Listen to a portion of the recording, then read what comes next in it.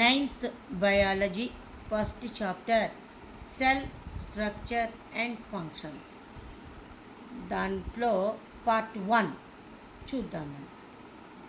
First cell discovered by Robert hook. ఈ cell అన్నదాన్ని first time discover చేసింది ఎవరు అంటే రాబర్ట్ హుక్. ఈ సెల్ అనేది లాటిన్ వర్డ్. ఈ సెల్కి మీనింగ్ ఏంటి అంటే లిటిల్ రూమ్ అని అర్థం. మైక్రోస్కోప్ని డిస్కవర్ చేసింది ఎవరు అంటే యాంటోనీ వాన్ ల్యూవెన్హాక్ అన్న సైంటిస్ట్ మైక్రోస్కోప్ని డిస్కవర్ చేయటం జరిగింది. ఈ సెల్లో ఆర్గనెల్స్ అన్నీ కూడా ఆల్మోస్ట్ ఆల్ అన్ని లివింగ్ ఆర్గానిజమ్స్లో ఒకేలా ఉంటాయి. అది ప్లాంట్ కావచ్చు, యానిమల్స్ కావచ్చు, సింగిల్ సెల్ కావచ్చు, మల్టీ సెల్యులర్ కావచ్చు, వెల్ డెవలప్డ్ యానిమల్స్ ఏవైనా సరే సెల్ యొక్క స్ట్రక్చర్ అయితే ఏంటి, సెల్లులో ఉండే ఆర్గనెల్స్ అయితే ఏంటి, అవన్నీ కూడా మ్యాక్సిమం సిమిలర్గానే ఉంటాయి. ప్రజెంట్ మనం యానిమల్ సెల్, ప్లాంట్ సెల్ ఈ రెండింటి గురించి ఒక్కసారి మనం డయాగ్రామ్ చూద్దాం.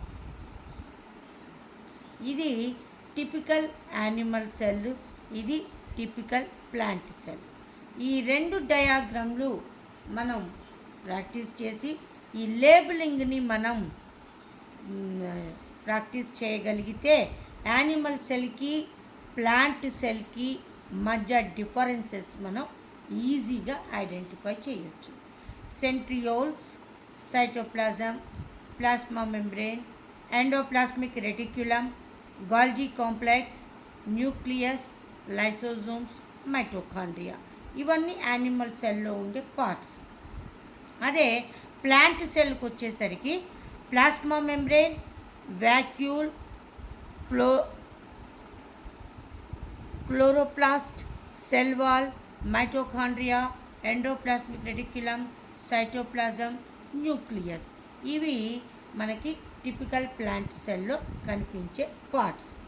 ఇప్పుడు మనం యానిమల్ సెల్కి ప్లాంట్ సెల్కి ఈ రెండింటికి మధ్య ఉన్న డిఫరెన్సెస్ ఏంటి అన్న దాని గురించి ఇప్పుడు మనం చూద్దాం.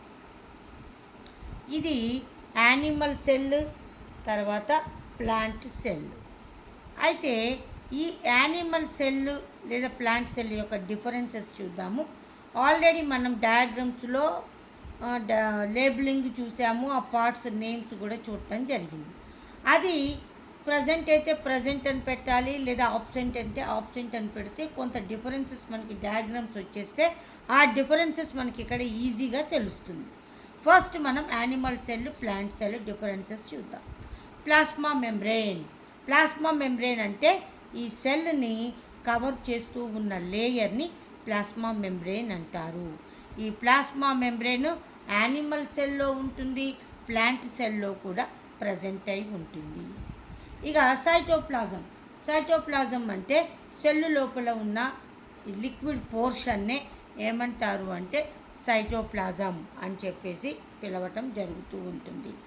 ఈ సైటోప్లాజం అనేది ఏంటి అంటే దీంట్లో ప్రజెంట్ అయి ఉంటుంది, యానిమల్ సెల్లో ప్రజెంట్ అయి ఉంటుంది, ప్లాంట్ సెల్లో కూడా ప్రజెంట్ అయి ఉంటుంది. ఈఆర్ అంటే ఎండోప్లాస్మిక్ రెటిక్యులం, యానిమల్ సెల్లో ప్రజెంట్ అయి ఉంటుంది, ప్లాంట్ సెల్లో కూడా ప్రజెంట్ అయి ఉంటుంది. గాల్జీ కాంప్లెక్స్ ఇది కూడా యానిమల్ సెల్లో ఉంటుంది, ప్లాంట్ సెల్లో కూడా ప్రజెంట్ అయి ఉంటుంది.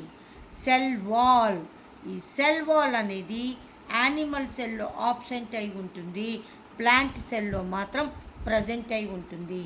యానిమల్ సెల్కి ప్లాంట్ సెల్కి మెయిన్ డిఫరెన్స్ ఏంటి అంటే సెల్ వాల్. ఈ ప్లాస్మా మెంబ్రేన్ చుట్టూ ఎక్స్ట్రా ఇంకో లేయర్ కవర్ చేయబడి ఉంటుంది, దాన్ని సెల్ వాల్ అంటారు. ఈ సెల్ వాల్ అనేది ప్లాంట్ సెల్లో ప్రజెంట్ అయి ఉంటుంది, యానిమల్ సెల్లో ఆబ్సెంట్ అయి ఉంటుంది. క్లోరోప్లాస్ట్ ఇవి కూడా ప్లాంట్ సెల్లో ప్రజెంట్ అయి ఉంటుంది, యానిమల్ సెల్లో ఆబ్సెంట్ అయి ఉంటుంది. సెల్లు లోపల ఉన్న రౌండ్ స్ట్రక్చర్ని న్యూక్లియస్ అంటారు. ఇది యానిమల్ సెల్లో, ప్లాంట్ సెల్లో రెండిట్లో ఉంటుంది. మైటోకాండ్రియా కూడా ఈ రెండిట్లో ఉంటుంది. సెంట్రియోల్స్ అన్నవి యానిమల్ సెల్లో ప్రజెంట్ అయి ఉంటుంది, ప్లాంట్ సెల్లో ఆబ్సెంట్ అయి ఉంటుంది. తర్వాత వ్యాక్యూల్ అనేది ప్లాంట్ సెల్లో ప్రజెంట్ అయి ఉంటుంది, యానిమల్ సెల్లో ఆబ్సెంట్ అయి ఉంటుంది. లైసోజోమ్స్ అనేవి యానిమల్ సెల్లో ప్రజెంట్ అయి ఉంటుంది, ప్లాంట్ సెల్లో ఆబ్సెంట్ అయి ఉంటుంది. ఇది యానిమల్ సెల్కి ప్లాంట్ సెల్కి డిఫరెన్సెస్గా మనం చెప్పవచ్చు. ఇక నెక్స్ట్ వన్ ఏంటి అంటే సెల్ మెంబ్రెయిన్. ఈ సెల్ మెంబ్రెయిన్ గురించి మనం ఒకసారి చూస్తే, ఈ సెల్ మెంబ్రెయిన్ అంటే ఈ సెల్ని కవర్ చేస్తూ ఉన్న లేయర్నే సెల్ మెంబ్రెయిన్ అని చెప్పేసి అంటూ ఉంటారు. ఈ సెల్ మెంబ్రెయిన్ని ప్లాస్మా మెంబ్రెయిన్ అని కూడా అంటారు. ఈ ప్లాస్మా మెంబ్రెయిన్ని మనం సెల్లులో ఒక సెల్ని తీసుకొని ఆ సెల్ని అబ్జర్వ్ చేయటం ద్వారా ఈ సెల్ మెంబ్రెయిన్ యొక్క స్ట్రక్చర్ని మనం చూడవచ్చు. ఇప్పుడు మనం ఒక ఎక్స్పెరిమెంట్ చేద్దాం. ఆ ఎక్స్పెరిమెంట్ ఏంటి అంటే observing the cell membrane. Cell మెంబ్రెయిన్ని మనం అబ్జర్వ్ చేయటం. దీనికి కావలసిన మెటీరియల్, ఎక్స్పెరిమెంట్లో సాధారణంగా 5 స్టెప్స్ ఉంటాయి. ఎక్స్పెరిమెంట్ నేము, దాన్ని ఎయిమ్ అని కూడా అంటారు. రెండోది రిక్వైర్డ్ మెటీరియల్, మూడోది ప్రొసీజర్, నాలుగోది అబ్జర్వేషన్, ఐదోది కన్క్లూషన్. ఏ ఎక్స్పెరిమెంట్కైనా సరే ఈ 5 స్టెప్స్ అనేవి ఖచ్చితంగా ఉంటాయి. ఇప్పుడు మనం ఎయిమ్ ఏంటి, observing the cell membrane. Required material ఏంటి అంటే rhoeo leaf, slide, cover slip, microscope, water, salt water. వీటిని మనం మెటీరియల్గా తీసుకోవటం జరుగుతుంది. మరి ప్రాసెస్ ఏంటి, ఇక్కడ ఒక రియోలీఫ్ని మనం ఇక్కడ తీసుకోవాలి. తీసుకొని ఆ లీఫ్ని టేర్ చేయాలి, చాలా తిన్నుగా టేర్ చేయాలి. అంటే ఆకుని చాలా పల్చగా మనం మధ్యకి కత్తిరించడం జరుగుతుంది. అయితే అట్లా ఆకుని తిన్నుగా టేర్ చేసిన తర్వాత ఆ లీఫ్ యొక్క పార్ట్ని, ఆ తిన్ను పార్ట్ని ఏం చేయాలి అంటే ఒక వాచ్ గ్లాస్ తీసుకొని దాంట్లో వాటర్లో వేయాలి. వేసిన తర్వాత ఆ తిన్న లీఫ్ పార్ట్ని స్లైడ్ మీద వేసి దాని మీద కవర్ స్లిప్ వేసి దాన్ని మైక్రోస్కోప్ కింద పెట్టి అబ్జర్వ్ చేయాలి. అట్లా అబ్జర్వ్ చేసినప్పుడు మనకి ఎలా కనబడుతుంది అంటే ఈ రియోలీఫ్ యొక్క పీల్ సెల్లు మనం మామూలు వాటర్లో వేసినప్పుడు రియోలీఫ్ యొక్క సెల్ స్ట్రక్చర్ మనకి ఇట్లా కనబడుతుంది. దీనిపైన చూడండి, ఇలా కవర్ చేస్తూ ఉన్న ఈ లేయర్ని ఏమంటారు అంటే ప్లాస్మా మెంబ్రెయిన్ అని చెప్పేసి అంటారు. దీని మధ్యలో ఉన్న రౌండ్ స్ట్రక్చర్స్ని ఏమంటారు అంటే న్యూక్లియస్ అంటారు. అక్కడ ఉన్న లిక్విడ్ వైట్ కలర్లో ఉన్న ఆ లిక్విడ్ పోర్షన్ని ఏమంటారు అంటే సైటోప్లాజం అని చెప్పేసి అంటూ ఉంటారు. ఇది ఎప్పుడు నార్మల్ వాటర్లో రియోలీఫ్ని వేసినప్పుడు మనకి ఇలా కనబడుతుంది. తర్వాత ఏం చేయాలి అంటే ఇదే రియోలీఫ్ని మనం ఏం చేయాలంటే మామూలు వాటర్ కాకుండా సాల్ట్ వాటర్లో వేయాలి. కొద్దిసేపు వేసిన తర్వాత సాల్ట్ వాటర్లో వేసిన తర్వాత ఆ పార్ట్ని, ఆ పీల్ని ఏం చేయాలి అంటే స్లైడ్ మీద పెట్టి దాని మీద కవర్ స్లిప్ వేసి మైక్రోస్కోప్ కింద పెట్టి అబ్జర్వ్ చేయాలి. మైక్రోస్కోప్ కింద పెట్టి మనం చూస్తే ఈ సెల్ మెంబ్రెయిన్ ఎట్లా కనబడుతుంది అంటే ఇదిగో ఈ షేప్లో కనబడుతుంది. ఇక్కడ ఏమో సెల్ మెంబ్రెయిన్ మామూలుగా సెల్స్ అన్నీ కూడా కొంచెం ఉబ్బినట్టుగా నార్మల్ పొజిషన్లో కొద్దిగా మంచిగా కనబడుతున్నాయి. ఇక్కడికి వచ్చేసరికి ఏమవుతుంది అంటే ఈ సెల్ మెంబ్రెయిన్, ఈ సెల్స్ అన్నీ కూడా ఏమవుతాయి అంటే మొత్తం కూడా ముడుచుకుపోతాయి, ఫోల్డింగ్స్ రావటం జరుగుతూ ఉంటుంది. అలా సాల్ట్ వాటర్లో వేసినప్పుడు ఫోల్డింగ్స్ వచ్చిన సెల్స్ని మనం అబ్జర్వ్ చేస్తే ఇలా ఉంటుంది. ఇదేమో cell wall, plasma membrane, shrunken cytoplasm అంటే ఏంటి, సైటోప్లాజం మొత్తం కూడా ముడుచుకొని పోవటం జరుగుతూ ఉంటుంది. ఇది cell membrane in rhoeo leaf when kept in salt water, cell membrane of rhoeo leaf when kept in normal water. ఇది ఈ రెండు రియోలీఫ్లు యొక్క సెల్స్, పీల్ సెల్స్ యొక్క స్ట్రక్చర్గా మనం చెప్పడం జరుగుతూ ఉంటుంది. మరి అయితే ఇప్పుడు కన్క్లూషన్ మనం ఏం చెప్తాము అంటే, నార్మల్ వాటర్లో ఉన్నప్పుడు సెల్స్ అన్నీ కూడా మనకి లార్జ్ సైజులో కనబడతాయి. తర్వాత సాల్ట్ వాటర్లో ఉన్నప్పుడు సెల్స్ అన్నీ కూడా ఫోల్డ్ అయిపోయినట్టుగా, ష్రింక్ అయిపోయినట్టుగా మనకు కనబడుతూ ఉంటుంది. మరి ఈ ప్లాస్మా మెంబ్రేన్ అట్లా ఎందుకు కనబడుతుంది అంటే, ఈ ప్లాస్మా మెంబ్రేన్ సెల్ యొక్క లోపలి వైపు ఉన్న సైటోప్లాజంలో ఉన్న బ్యాలెన్స్, దాంట్లో ఉన్న సాలిడ్స్ అయితే ఏంటి, మినరల్స్ అయితే ఏంటి, వీటి యొక్క కాన్సన్ట్రేషను ఎన్విరాన్మెంట్లో ఉన్న ఆ కాన్సన్ట్రేషన్కి ఈక్వల్గా ఉండేటట్టు చేస్తుంది. అయితే ఈ సైటోప్లాజం యొక్క కాన్సన్ట్రేషన్ బయట ఉన్న వాటర్ యొక్క కాన్సన్ట్రేషన్ కంటే ఎక్కువగా ఉంటే, ఈ బయట ఉన్న వాటర్ ఏమో లోపలికి రావటం జరుగుతుంది. దానిని ఏమంటారు అంటే ఎండాస్మోసిస్ అంటారు. దానివల్లనే ఫస్ట్ ఫిగర్లో సెల్స్ మనకి లావుగా కనబడటం జరిగింది. ఇక నెక్స్ట్ తర్వాత ఏమయ్యింది అంటే, నార్మల్ వాటర్లో పెట్టినప్పుడు బయట ఉన్న వాటర్ సెల్లులోకి వచ్చింది. అందువల్ల ఇక్కడ సెల్స్ అనేవి మనకి చాలా లార్జ్ సైజులో కొద్దిగా క్లియర్గా కనబడటం జరుగుతుంది. మరి ఇక్కడికి వచ్చేసరికి ఇక్కడ ఫోల్డింగ్స్ ష్రింక్ అయిపోయినట్టుగా ఎందుకు కనబడుతుంది అంటే, ఇక్కడ బయట ఉన్న సాల్ట్ వాటర్ యొక్క కాన్సన్ట్రేషను ఈ సైటోప్లాజం యొక్క కాన్సన్ట్రేషన్ కంటే ఎక్కువగా ఉంటుంది. అందువల్ల ఈ సైటోప్లాజంలో ఉన్న వాటర్ మొత్తం కూడా బయటికి రావటం జరుగుతుంది. దానివల్ల ఇక్కడ ఉన్న సెల్స్ అన్నీ కూడా షింక్ అయిపోయినట్టుగా మనకి కనబడటం జరుగుతూ ఉంటుంది. ఇది ప్లాస్మా మెంబ్రేన్ యొక్క స్ట్రక్చర్. అయితే ఈ ప్లాస్మా మెంబ్రేన్ వల్ల ఏంటి సెల్కి యూజ్ అంటే, ఇది సెల్ని ప్రొటెక్ట్ చేయడానికి ఉపయోగపడుతుంది. తర్వాత సెల్ యొక్క షేప్ అయితే ఏంటి, సైజ్ అయితే ఏంటి, దేని మీద డిపెండ్ అయి ఉంటుంది అంటే ఈ ప్లాస్మా మెంబ్రేన్ మీద డిపెండ్ అయి ఉంటుంది. ఈ plasma membrane lipids plus proteins ఈ రెండింటితో అది ప్లాస్మా మెంబ్రేన్ తయారై ఉంటుంది. Plasma membrane is made up of lipids and proteins. ఈ లిపిడ్స్ మరియు ప్రోటీన్స్ కలిసి ఏర్పడిందే ఈ ప్లాస్మా మెంబ్రేన్ అని చెప్పడం జరుగుతూ ఉంది. మరి ఈ ప్లాస్మా మెంబ్రేన్ ఎలా పనిచేస్తుంది అంటే సెమీ పర్మియబుల్ మెంబ్రేన్గా కూడా పనిచేస్తుంది. ఈ ప్లాస్మా మెంబ్రేన్లో చిన్న చిన్న పోర్స్ కూడా ఉంటుంటాయి. అన్ని మెటీరియల్స్ని అది లోపలికి ఎంట్రీ ఇవ్వటానికి యాక్సెప్ట్ చేయదు. కొన్ని సెలెక్టెడ్ మెటీరియల్స్ని మాత్రమే లోపలికి పంపడానికి యాక్సెప్ట్ చేస్తుంది. అందువల్ల ఈ ప్లాస్మా మెంబ్రేన్ని ఏమంటారు అంటే సెమీ పర్మియబుల్ మెంబ్రేన్ అని కూడా అంటూ ఉంటారు. ఇక నెక్స్ట్ వన్ ఏంటి అంటే సెల్ వాల్. ఈ సెల్ వాల్ ఈ ప్లాస్మా మెంబ్రేన్ అనేది యానిమల్ సెల్లోనూ ఉంటుంది, ప్లాంట్ సెల్లో కూడా ఉంటుంది. కానీ ఈ సెల్ వాల్ అనేది ఒక ప్లాంట్ సెల్లో మాత్రమే ప్రజెంట్ అయి ఉంటుంది.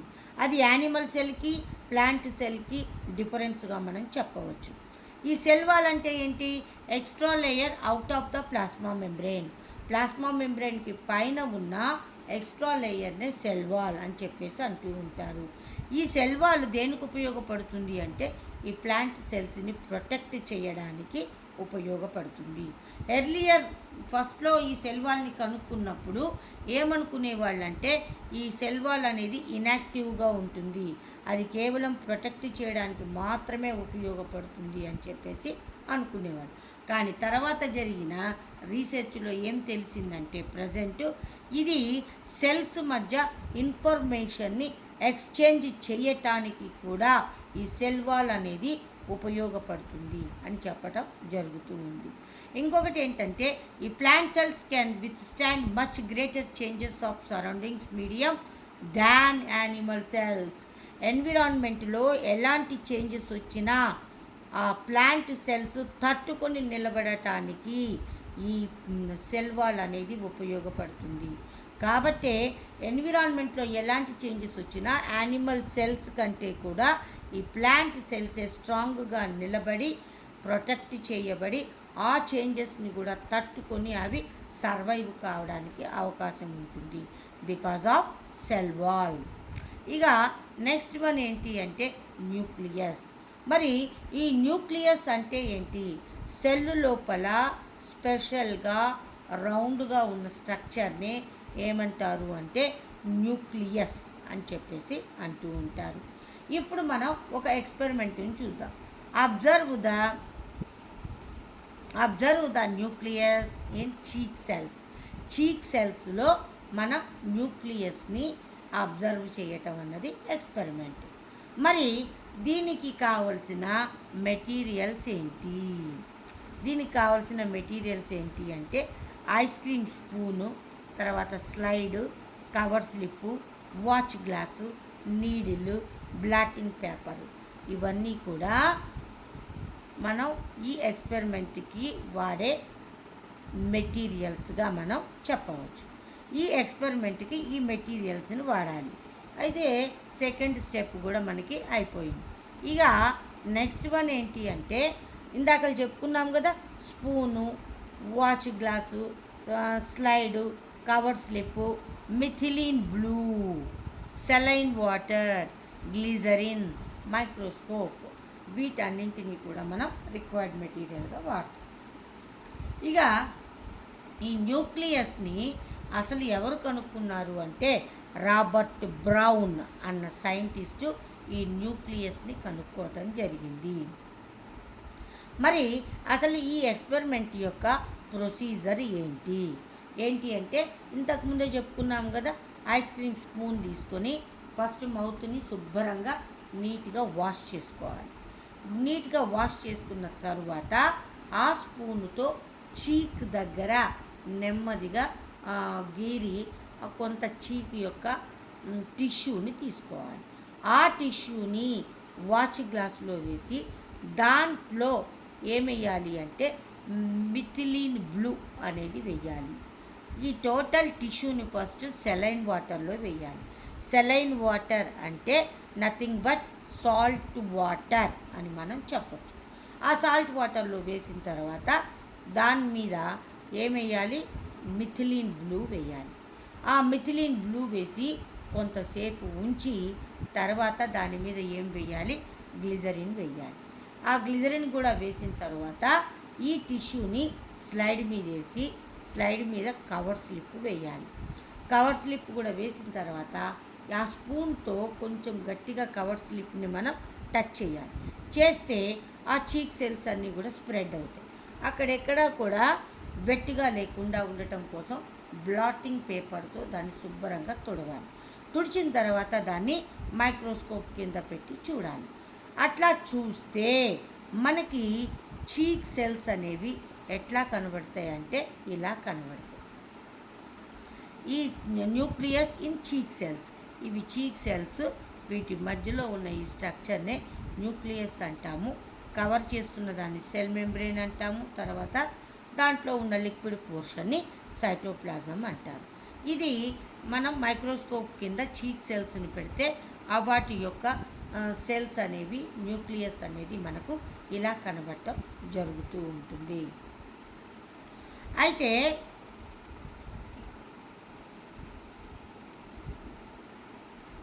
ఇప్పుడు మనం ఈ న్యూక్లియస్ యొక్క ఎక్స్పెరిమెంట్ కూడా చూడటం జరిగింది.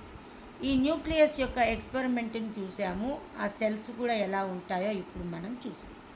అయితే సెల్ యొక్క ఫంక్షనింగ్ మొత్తం కూడా దేని కంట్రోల్లో ఉంటుంది అంటే న్యూక్లియస్ కంట్రోల్లో ఉంటుంది. ఆ న్యూక్లియస్ కంట్రోల్లో ఉంటుంది కాబట్టి న్యూక్లియస్ని ఏమంటారు అంటే సెల్స్ కంట్రోల్ రూమ్ అని చెప్పేసి అంటూ ఉంటారు. ఇప్పుడు మనం అయితే ఈ ష్లీడెన్ అన్న సైంటిస్ట్ ఏం చేశాడంటే సెల్ థియరీ అన్న ఒక సెల్ థియరీని ప్రపోజ్ చేయటం జరిగింది. ఆ థియరీలో అతను ఏం చెప్పాడు అంటే న్యూ సెల్స్ అన్నీ కూడా ఎక్కడి నుంచి ఎరైజ్ అవుతాయి అంటే న్యూక్లియస్ నుంచే ఎరైజ్ అవుతాయి అని అతను చెప్పటం జరిగింది. అందుకనే అతను న్యూక్లియస్కి ఏమని పేరు పెట్టాడు అంటే సైటోబ్లాస్ట్ అని పేరు పెట్టడం జరిగింది. ఈ న్యూక్లియస్ అన్నది అన్ని సెల్స్లో ప్రజెంట్ అయి ఉంటుందా? ఈ న్యూక్లియస్ అన్నది అన్ని సెల్స్లో ప్రజెంట్ అయి ఉంటుంది. ఈ కొన్ని సెల్స్లో మాత్రం న్యూక్లియస్ అనేది ప్రజెంట్ అయి ఉండదు. ఏ సెల్స్లో అంటే red blood cells in mammals అంటే మనమే హ్యూమన్ బీయింగ్స్ అయితే ఏంటి, కౌ, గోటు, వీటన్నింటిని మ్యామల్స్ అంటారు. ఈ మ్యామల్స్ యొక్క రెడ్ బ్లడ్ సెల్స్లోను, తర్వాత ప్లాంట్స్లో ఉండే ఫ్లోయంలోను ఇక్కడ న్యూక్లియస్ అనేది ప్రజెంట్ అయి ఉండదు. నో న్యూక్లియస్ అనేది అక్కడ ప్రజెంట్ అయి ఉండదు అని మనం చెప్పవచ్చు. అయితే ఇక్కడ సెల్స్ అనేవి 2 టైప్స్ ఆఫ్ సెల్స్ మనకి కనబడతాయి. ప్రోకారియోటిక్ సెల్స్, యూకారియోటిక్ సెల్స్ అని 2 టైప్స్ ఆఫ్ సెల్స్ ఉంటాయి. మరి ప్రోకారియోటిక్ సెల్స్ అంటే ఏంటి? ఇక్కడ సెల్లులో న్యూక్లియస్ ఉండని వాటినే ప్రోకారియోటిక్ సెల్స్ అని చెప్పేసి అంటారు. కానీ న్యూక్లియస్ ఉంటుంది, కానీ న్యూక్లియస్ని సైటోప్లాజం నుంచి సెపరేట్ చేస్తూ ఒక లేయర్ ఉండదు. ఆ లేయర్ ఆబ్సెంట్ అయితే వాటిని ఏమంటారు అంటే ప్రోకారియోటిక్ సెల్స్ అంటారు. న్యూక్లియస్ చుట్టూ న్యూక్లియర్ మెంబ్రెయిన్ ఆబ్సెంట్ అయిన సెల్స్ని ప్రోకారియోటిక్ సెల్స్ అంటారు. న్యూక్లియస్ చుట్టూ న్యూక్లియర్ మెంబ్రెయిన్ ఉన్న సెల్స్ని యూకారియోటిక్ సెల్స్ అని చెప్పేసి అంటూ ఉంటారు. మరి ప్రోకారియోటిక్ సెల్స్కి ఎగ్జాంపుల్ ఏంటి అంటే సైనోబ్యాక్టీరియా లేదా బ్లూ గ్రీన్ ఆల్గే అని చెప్పడం జరుగుతూ ఉంటుంది.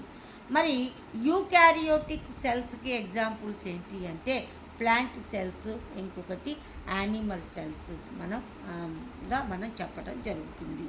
ఇప్పుడు మనం న్యూక్లియస్ యొక్క స్ట్రక్చర్ని ఒక్కసారి అబ్జర్వ్ చేద్దాం. ఇది న్యూక్లియస్. సెల్ లోపల డిస్టింక్టివ్గా ఉండే రౌండ్ కలర్ స్ట్రక్చర్నే న్యూక్లియస్ అంటారు.